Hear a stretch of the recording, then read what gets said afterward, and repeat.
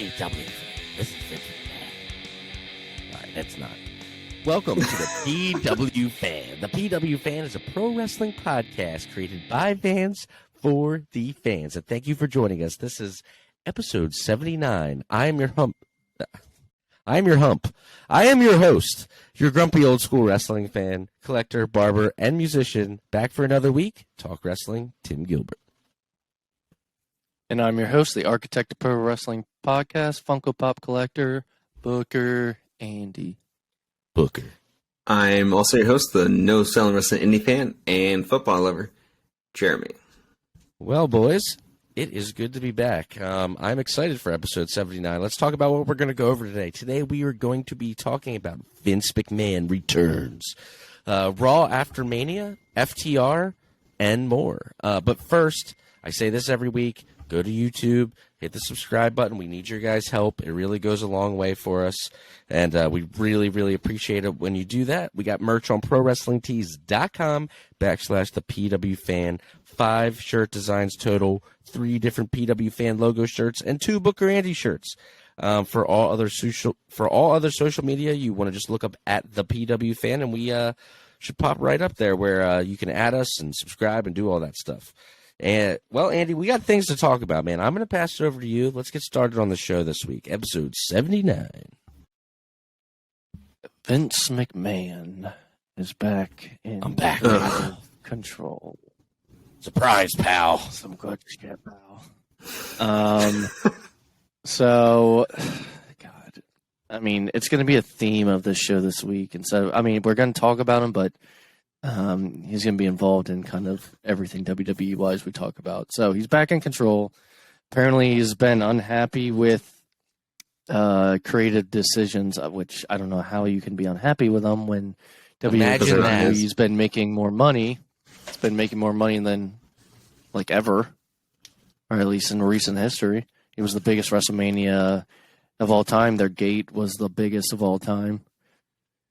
Which doesn't make any sense that he comes back and then immediately budget cuts start to happen again.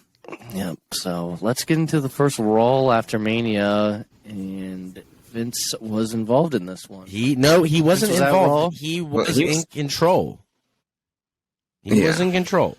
He was in control. Show. Apparently, Triple H was basically doing creative busy work, is what I read.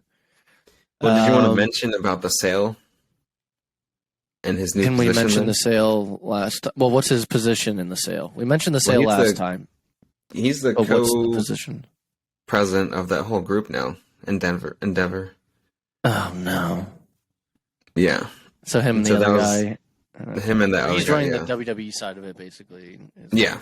So I'm guessing that's why he wanted to push for a sale, because then he could be back in control of like that company, which controls WWE, which now he controls everything. Well, I'll tell you one thing. On things like the bump, the live stream for that, there was nothing but hashtag Fire Vince going on the entire stream. And Twitter. And so this, look, let's get into this Raw after Mania because it was not as great as it could have been. Start off by saying what wasn't there. I know something with Bayley got cut, which she doesn't seem to be happy about. Seth Rollins had a backstage segment, and he was going out there, and then it went to commercial, and nothing ever happened. He was basically on the back like, the party's out there, and then there's a video online of him talking to one of the production guys and leaning over, and does he, like, throw the mic down, or he's pissed that his segment Yeah, well, he had the mic still, and then I guess they told him, like, I don't know I guess they cut the segment, right? Yeah, it was completely gone. It was like the very last minute cut because he walks out there. Yeah. Okay, so let's get into what was on the show. Triple H opened the show and talked about, like how we said it was the biggest WrestleMania of all time, and just basically thanking the WWE universe. And then he introduced Roman Reigns, and Roman Reigns came out with Paul Heyman and Solo. Shortly after, Cody came out, and they had a promo back and forth. Cody, correct me if I'm wrong, was pretty much saying that he had him. He said, that I had you. he had the win, and Solo got involved, and you never had me. I live my life in more than a quarter mile at a time. Sorry.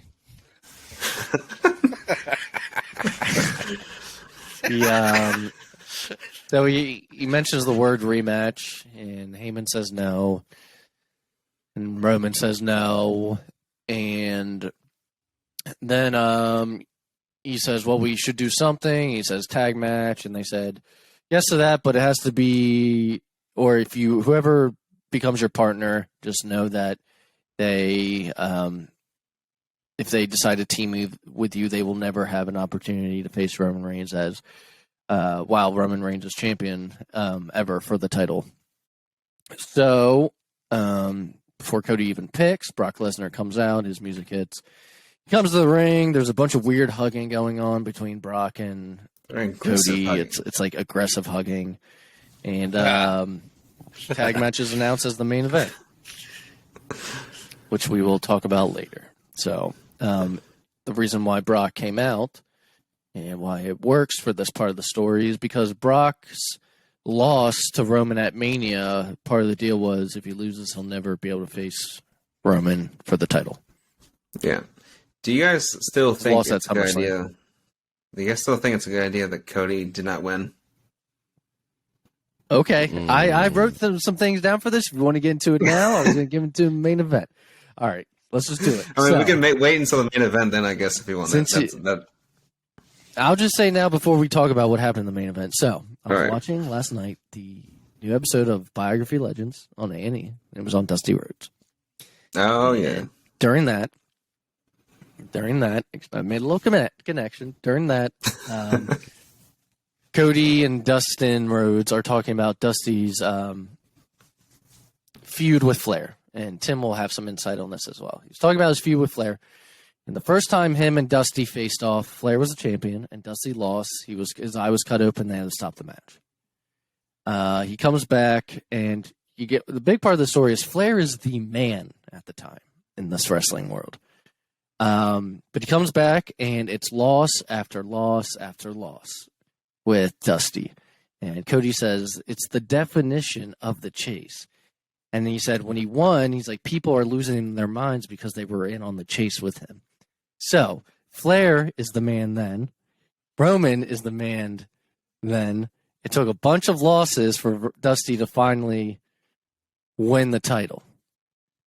Now, if they're kind of doing something similar, can this fan base stick with Cody throughout the losses? Yeah. That's the difference. But it just made me wonder. I was like, this is literally like a kind of a mirror of what's going on or could be going on with Roman and Cody. Yeah, because I get that point about like having him like go through it's like the definition the hard of the times. chase. Yeah. Yeah, his own hard times, basically. Yeah. Hard times. Those losses when he comes back and does the hard times promo. Hard times when you go. Tim, what are your thoughts? Well, I was going to just tell you, if you stop interrupting me, I was going to tell you that hard times. Hard times is when you start your own company, baby. And then you get a little too big for your britches, and then you come back to the big leagues, and then you lose to Roman Reigns at WrestleMania for smashing a throne. Yeah. I mean, that's pretty much where I'm at with it. But, no, I like the continuation of the story. I don't know, Jeremy. I get what you're saying. In retrospect, I'm like, man, think about how cool that Raw would have been with him coming out with like a new title or getting presented the Winged Eagle or something. What if their first match hadn't happened at Mania? Would you feel less mad about it? It'd be different then. Because if it was like a Royal Rumble or something like that, and then he lost, and then they had a rematch at WrestleMania, then I'd be okay with him losing and winning then. Right. But it's like, this is like, I don't want another year build to these two. Well, Kevin Nash apparently thinks Roman should be champ for the next 8 years. God. He's like, if you're at 950, you want to get to 1,000.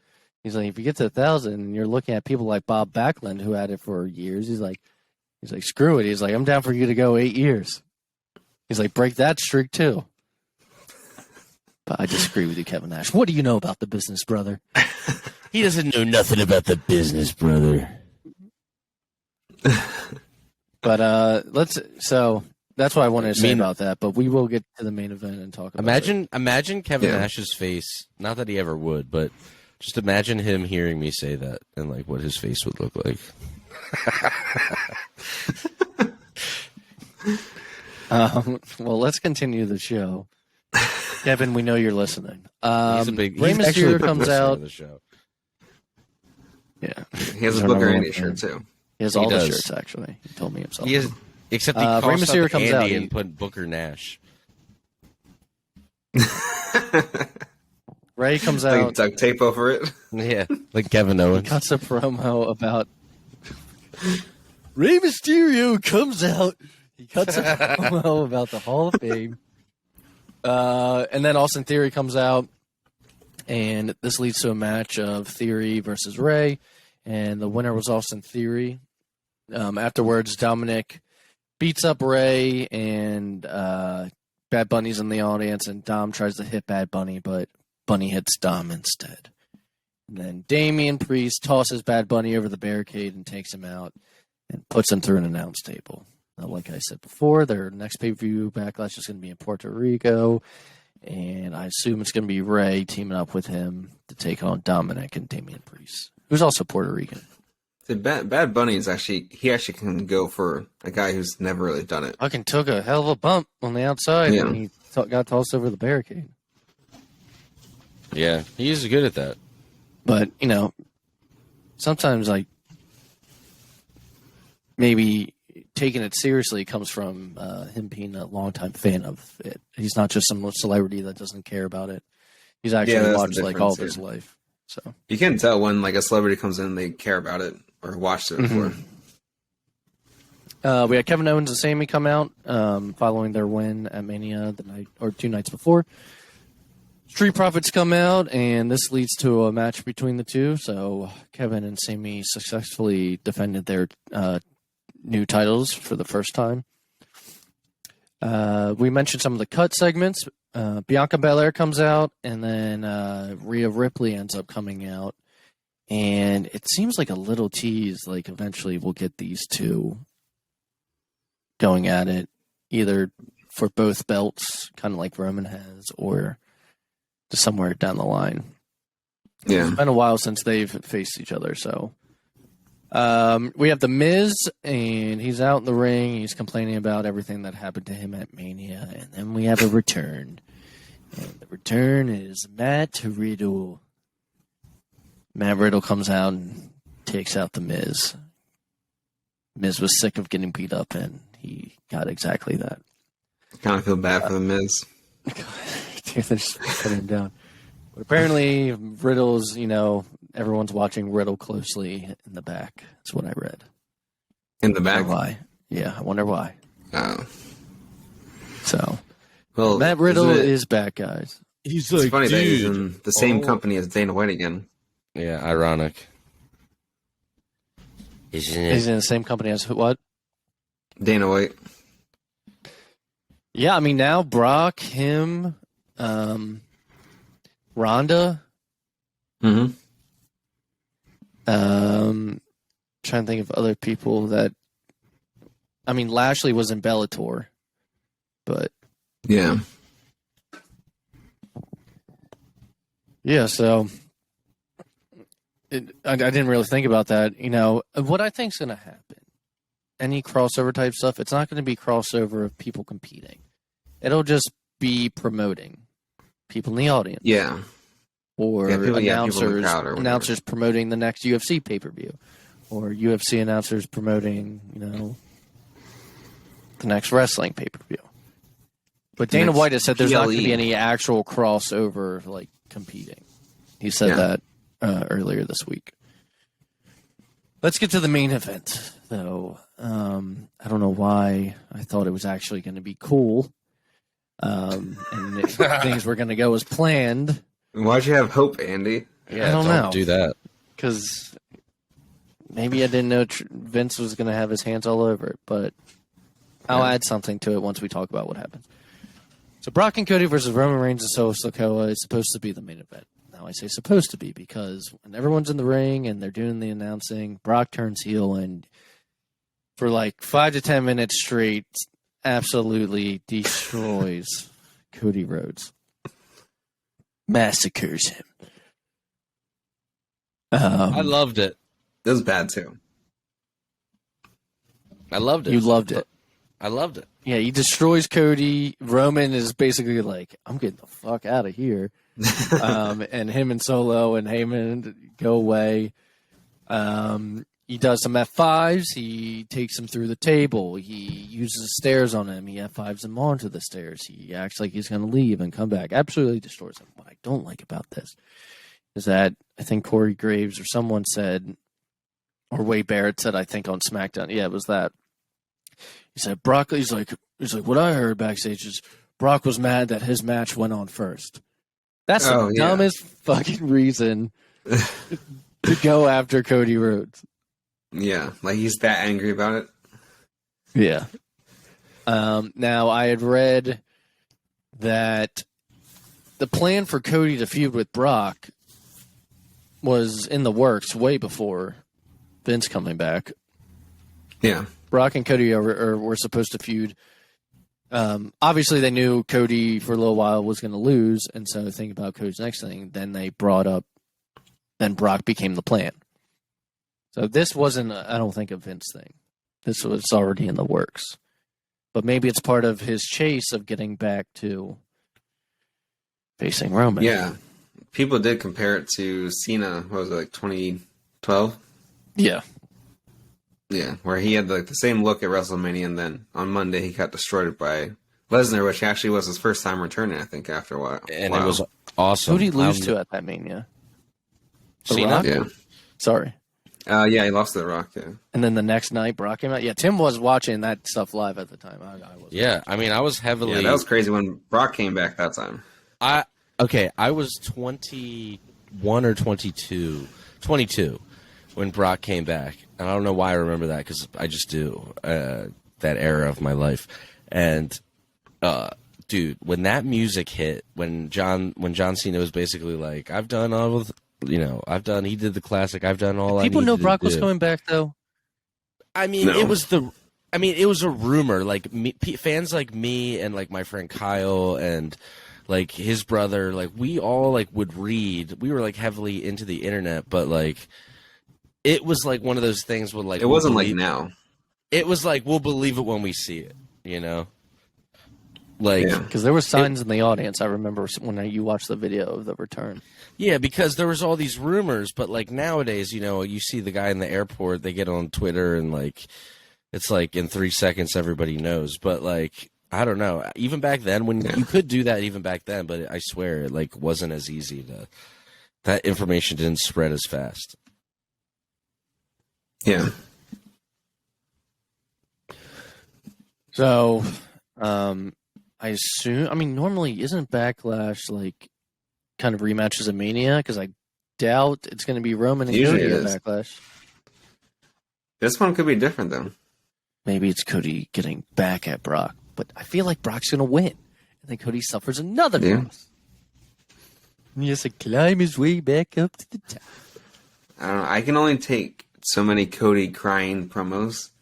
Oh God! And if he keeps doing that after every loss, Dusty documentary, him and Dustin. Cody's really getting to the big, like he does the big gulp, like the swallow when he, you know what I mean? Like he like looks around and he's like,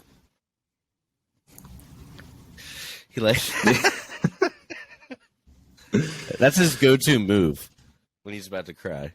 Yeah, his acting paid off for that. Oh, yeah. Yeah, being on Arrow. Yeah.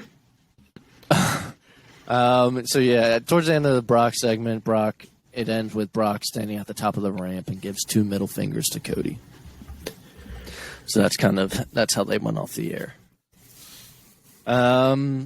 So, let's get into Dynamite. Dynamite was okay. It was up and down. I will say this.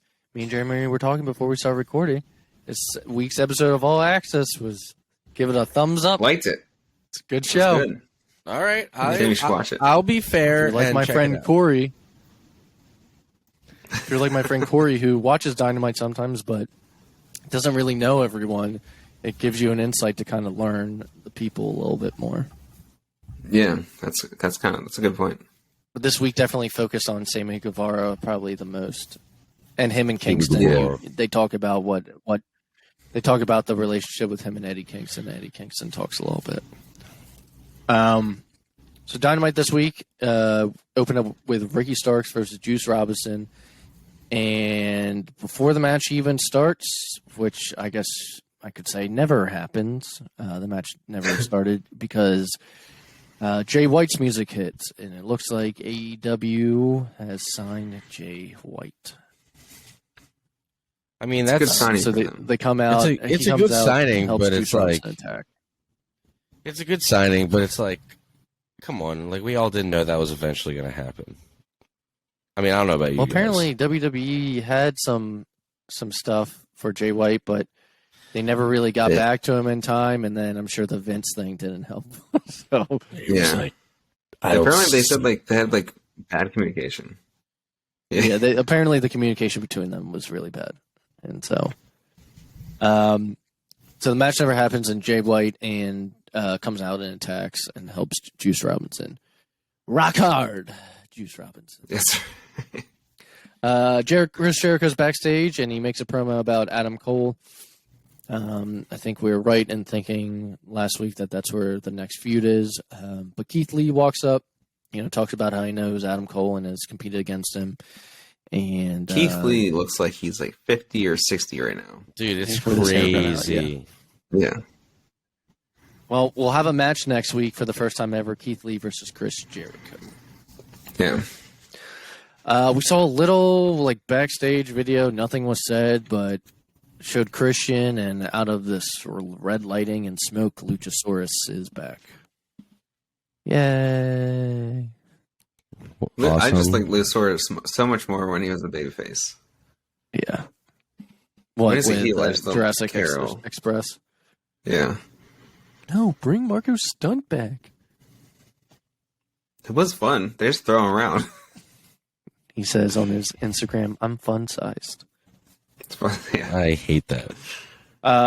So, do you guys want to know what makes Daddy Magic's nipples hard? Oh my god, I saw that you wrote this down in the notes, and I was like, what? You want to know what makes Daddy Magic's nipples hard? That's a pretty good impression. That was really good, actually. That's gonna be the sound clip of the week. Yeah. He asked it on Dynamite. He asked it on Rampage this week, and he says it all the time when they interview them. He goes, "You want to know?" So he asked that, and I don't know if I want to know. Well, the big question with hold on. Can you also do the sports entertainment? How he says that too? What's it say before that? It says Jericho Appreciation Society is. Yeah, I don't remember. Sport. Entertainers. Entertainers. Andy loves. I don't know how Daddy they're figuring Magic. this. Daddy Magic. You want to know?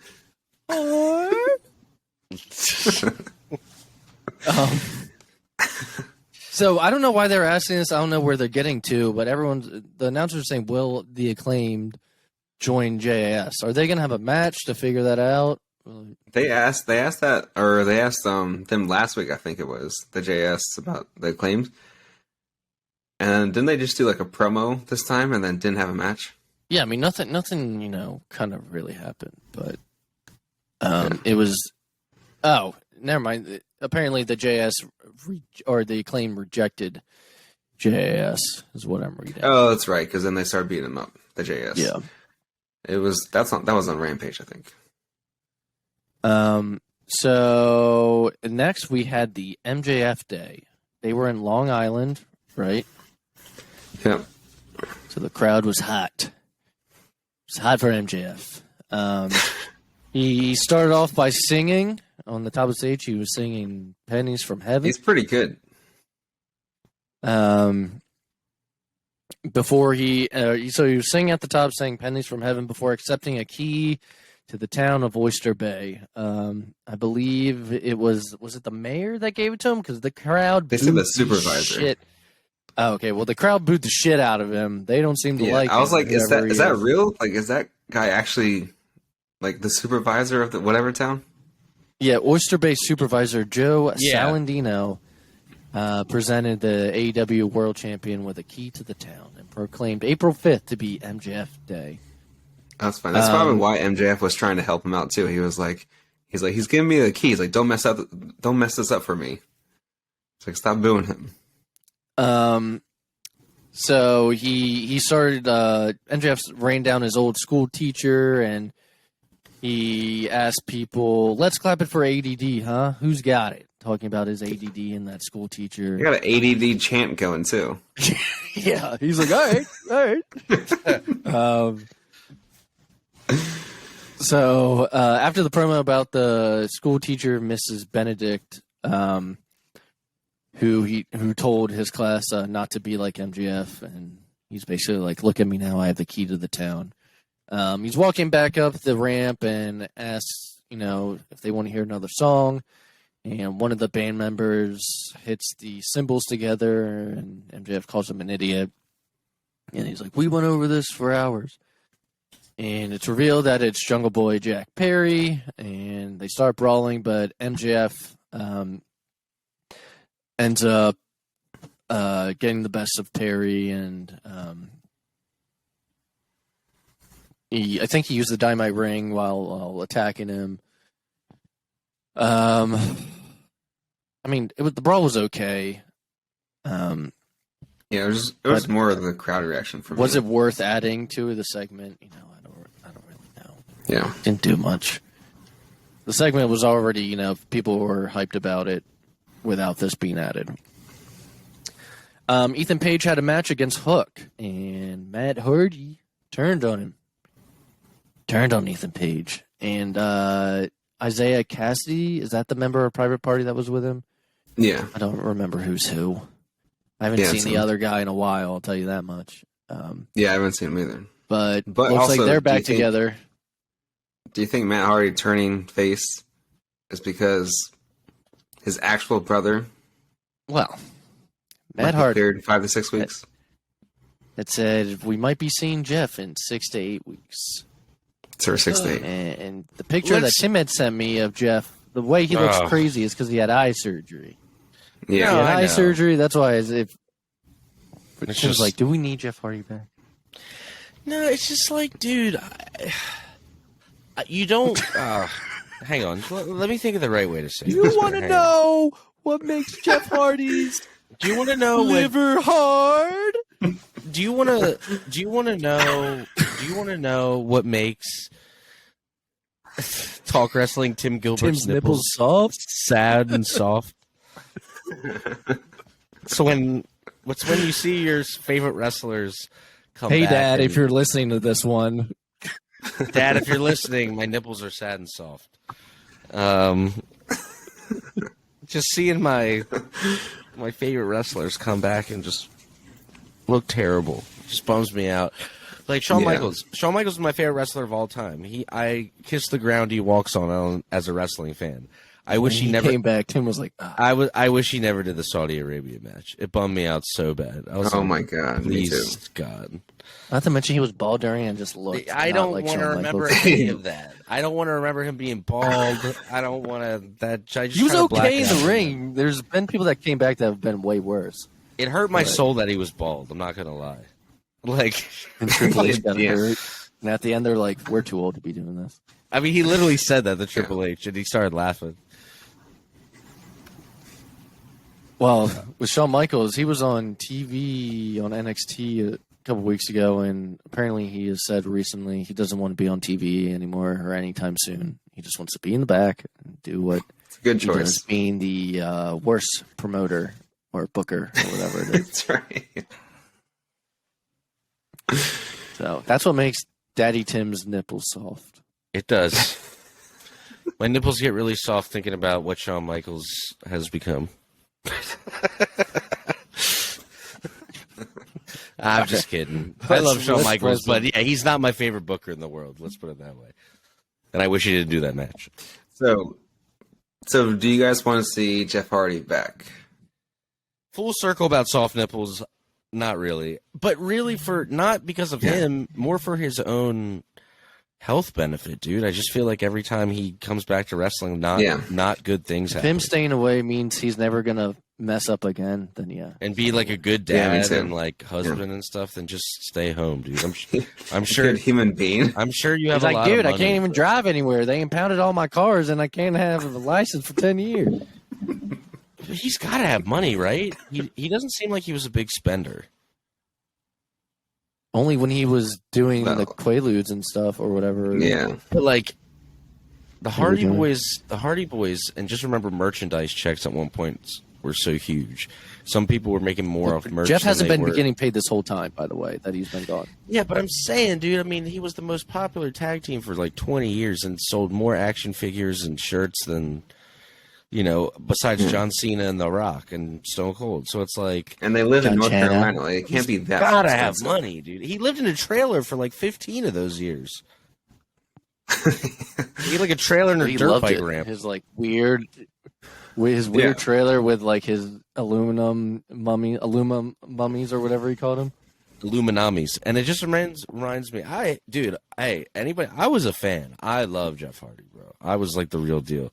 But yeah, it's Jeff just Hardy like, era ladder match, Undertaker Raw main event. So sick. Yeah.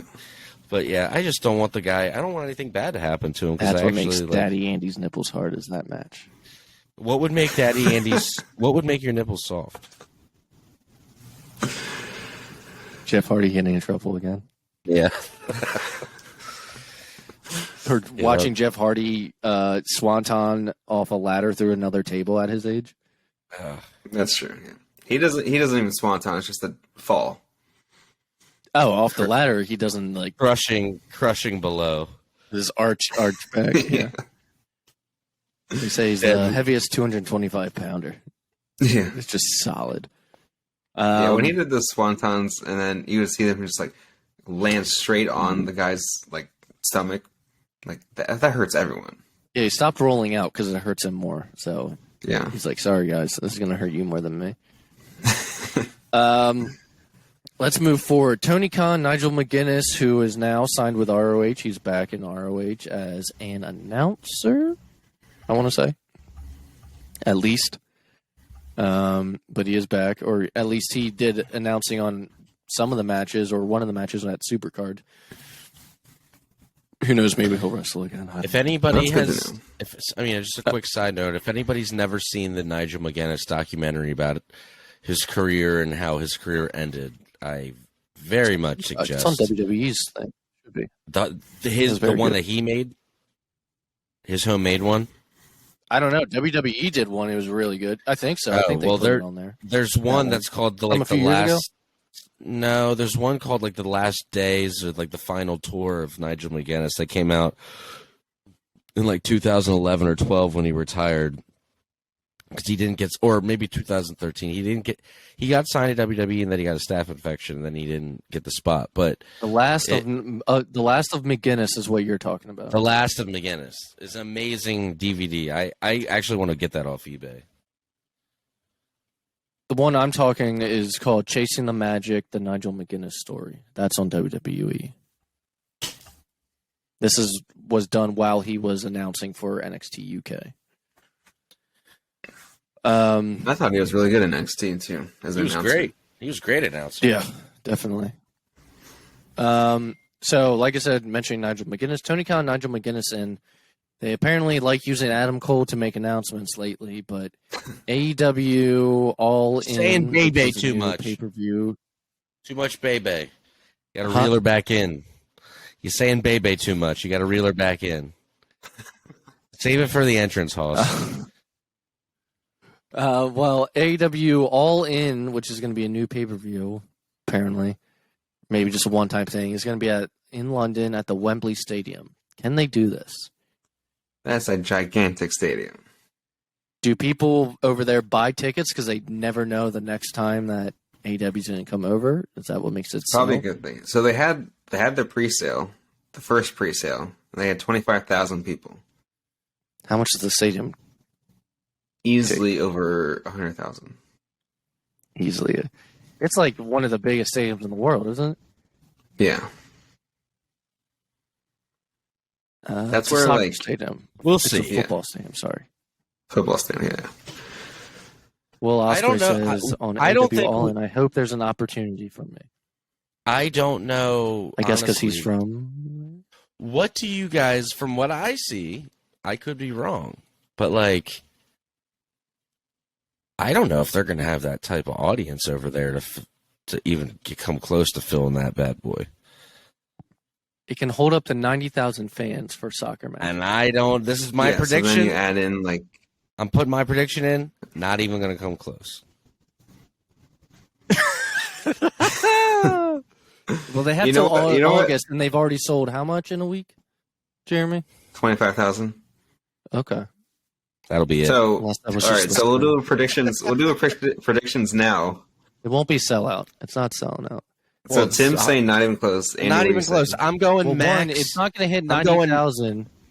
And we do not count free tickets, all right? I don't want to hear any of this at WCW stuff where the last week before they're like, we just mailed them to people just to show up. No, that doesn't count. I'm talking about tickets sold, baby. So what's your number? Well, just know it's not Max- going to be 90,000 because just like Mania, they're going to cut off some seats for things like the stage and All right. whatnot. Yeah. I'm going max 42,000. Max. That's not. Let me see. Still pretty good. I want to see. Not bad. Okay, so I'm just saying it ain't no 100. night two of Mania this All right, year Andy. had 81,000. I think seats, it's gonna. apparently. I think it's gonna be Now. 30,000. 40. It's not gonna be more than 42. I think it's gonna be 30 though. Now, SoFi holds 70,240. They had 81,000. That's because they have floor seating for Mania. Yeah. So that's where you get the extra. Yeah. But how much was cut off from Tickets sold, not stage, people I in don't the know. tent, not the workers and the hot dog vendor guy and the none of those people. I'm talking tickets sold, baby. All right. Because that's how they do the Mania. go. You guys know that, right? That's how they do the Mania attendance. It's everybody that is in the building, including the employees, not just. Yeah. Yeah. It says in attendance. Yeah. Yeah, in attendance. Yeah. So It's I'm going attendance, to though, be if a you're little bit more working. generous. Hey, I'm you're going to be a doing little shit. bit more generous and say 60,000. Dude, there's At no least. way. There's no way. Jeremy, what do you think? I can't wait to Tim, see you what happens. sound like Meltzer right now. There's You no sound way. like Meltzer I'm the when he anti- said that they couldn't sell out 10,000. I'm the anti-Meltzer. Tim's being corny real quick. I'm gonna go with. I think they actually get close to it. I think they get 80,000. I want you to be. I want you to be right, but I'm just thinking about TNA. Okay, TNA had like double the viewership that AEW does now, and they've tried stuff like this, and it was like they couldn't even sell at the local baseball field where I lived. It was like at Ripken Stadium. You know what they would Like, need, though? They would need more people, say like a Will Ospreay. Like a CM Punk. See, if your main event is Omega versus CM Punk, then attendance. What if you have Changes. FTR, CM Punk versus the Elite? Then again, your attendance goes up. I'm just saying what I see right now, unless people With are what like, you're saying, with what they're working with. unless people are like, oh my god, AEW is only going to come over here like once every 5 years. We gotta go. That's what I'm saying. I don't know. That's Look part at of Clash it. of the Castle. I mean, they're like, this is the first pay-per-view over here in how long? Yeah. So there is the chance that Puerto people Rico's just probably see going to be a sellout pro wrestling. because of that, We need exact to go. thing. Well, South America for music and everything, dude, they go ham. They're fucking crazy, dude. Yeah. It's also a different world over there. So let's see how they like worship people, dude. They'll like, it'll be like a local band somewhere, and they like show up there and they're like tearing their fucking skin off, just being so hyped to see him, like ripping jackets and shit. Let's continue though. We'll just have to wait and see. Maybe if we find out more. I'm genuinely excited to come back are. and see what. Be like, I was wrong, man. They fucking. I want to be wrong. I mean, again, I got an AEW flag hanging on my wall. I got a Bullet Club hat on. I usually wear an AEW hat. I'm just saying I don't see it happening. I want to be wrong, though. Make my negative energy wrong. Come on, guys. Prove me wrong. I just know if it sells out, it'll make Tony Khan's nipples hard. So hard, dude. They're going to cut through his shirt like little steak knives. Oh, my God. They'll cut through other things that can help him out, too. Yeah, he's going to... Back to Dynamite.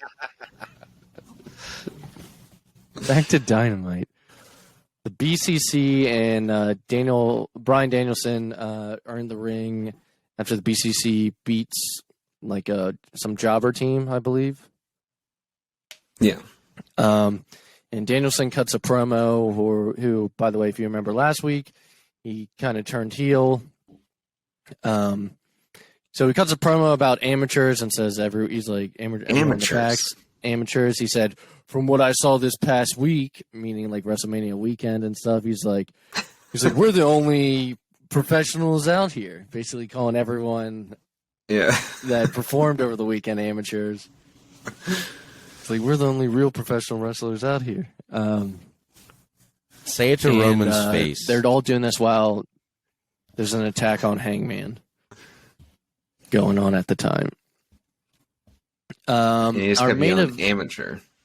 Yeah, it got kind of annoying after enough. Baby. I like heel Danielson though. Yeah, I do too.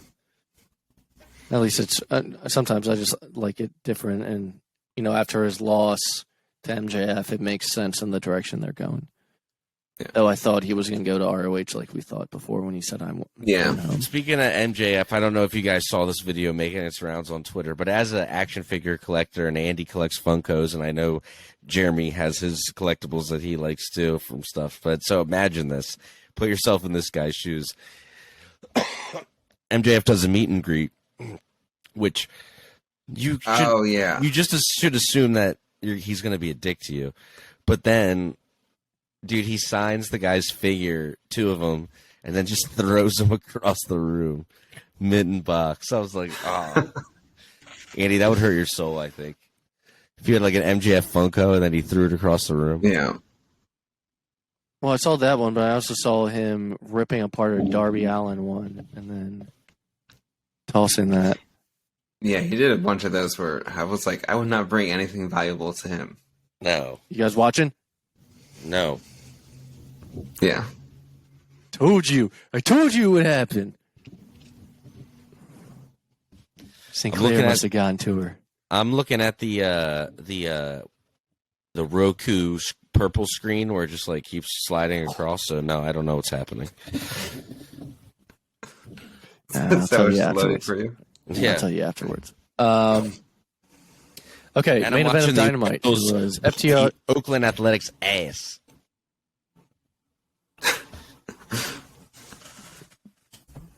Tim talking about baseball makes Daddy Andy's nipples soft. Soft. So soft. The main event of Dynamite was FTR versus the Guns. It was titles versus career.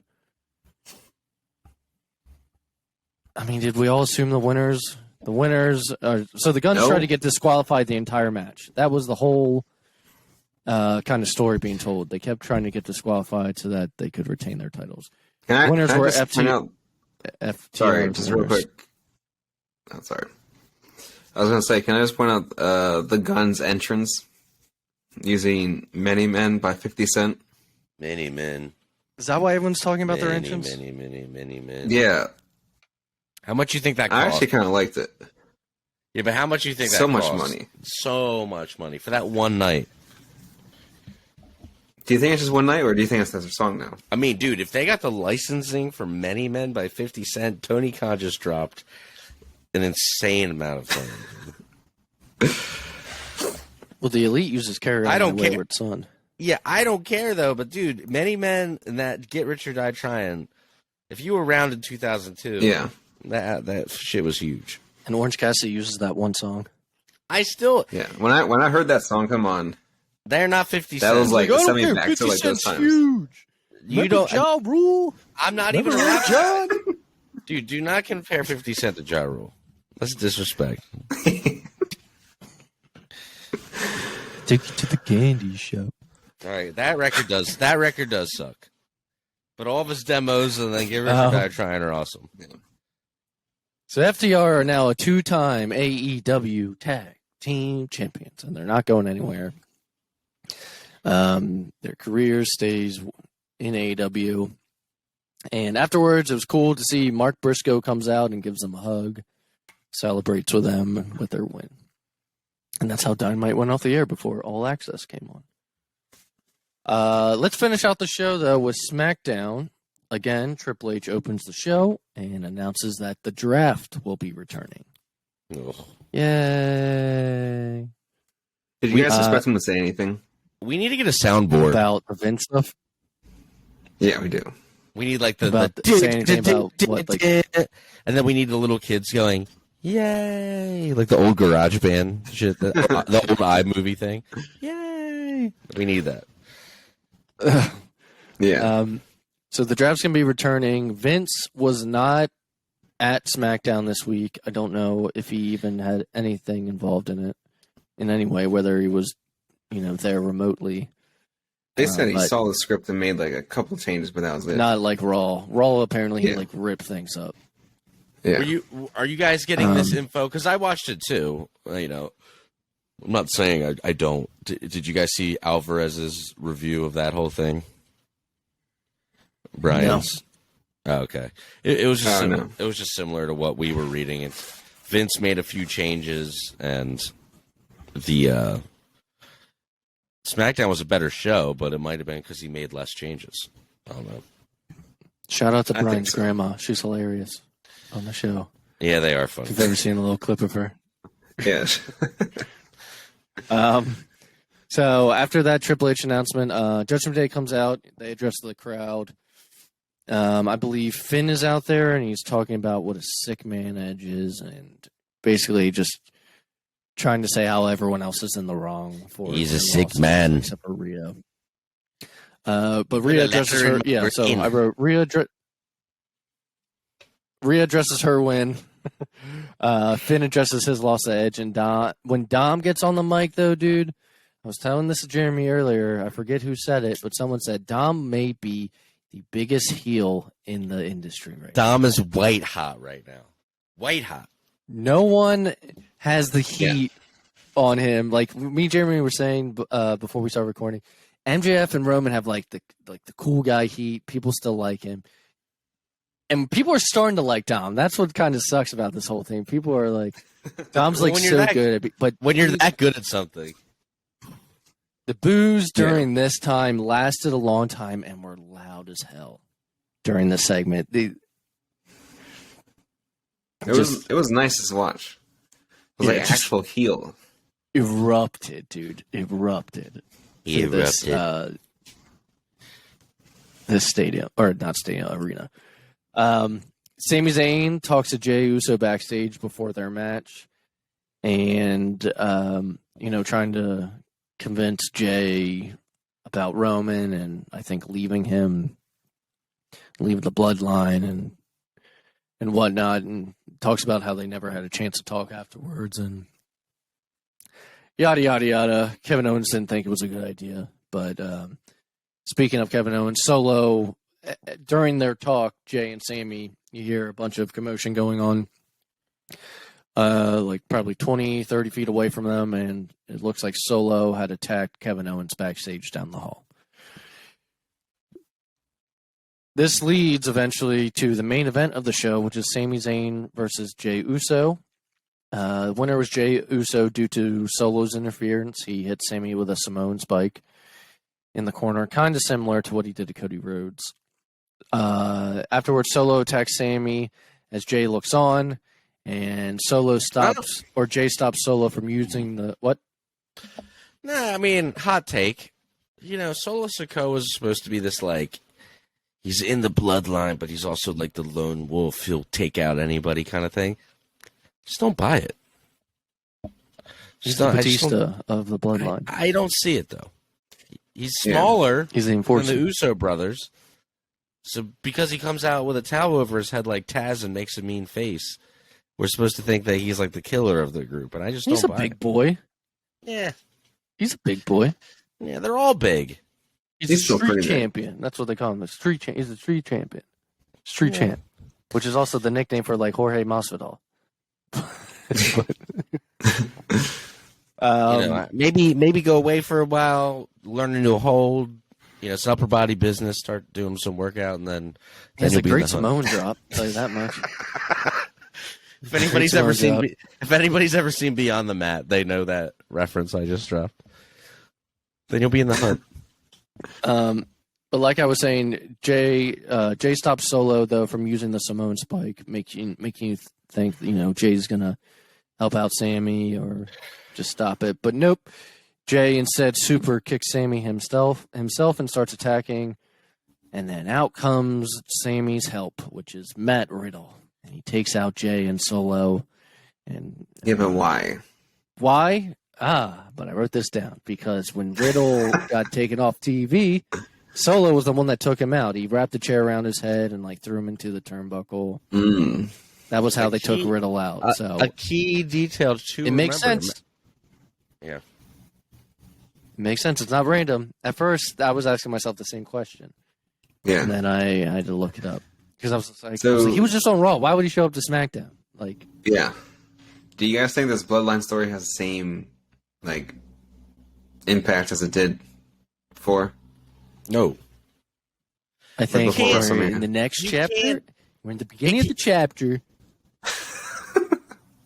I would say let's let the chapter things go. I think more realistically, we just finished the first book and we're on to the second book, and sometimes the second book's not as good as the first book.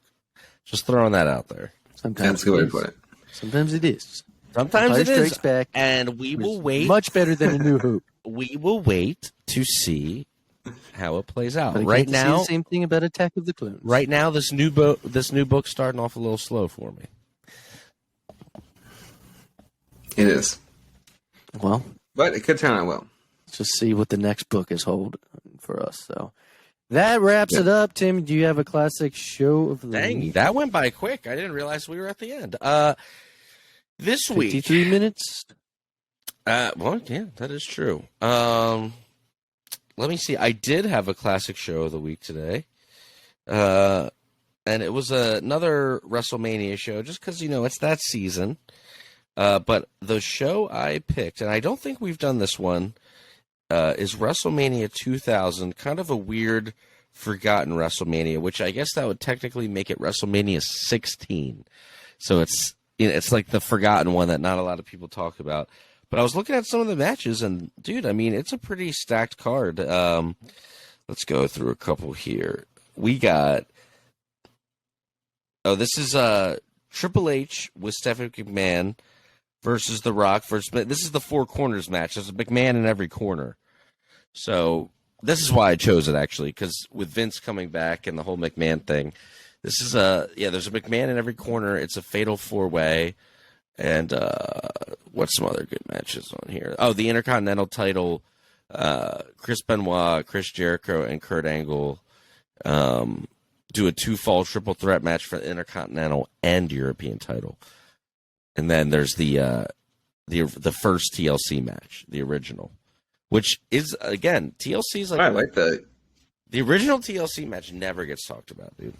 I feel like everybody talks about 17. I like that European title. Yeah. Yeah, so that's an oldie but goodie. So go back if you want to see some really not PC stuff. The Godfather is wrestling in the first match. I'm sure Not PC. I'm sure he'll have some. I'm sure I have lots of hoes walking out with him. And if you want to roll a fatty with this pimp daddy, hit us up next week for episode 80. Everybody have a good rest of your week. Thanks for talking wrestling with us. Bye-bye, everybody.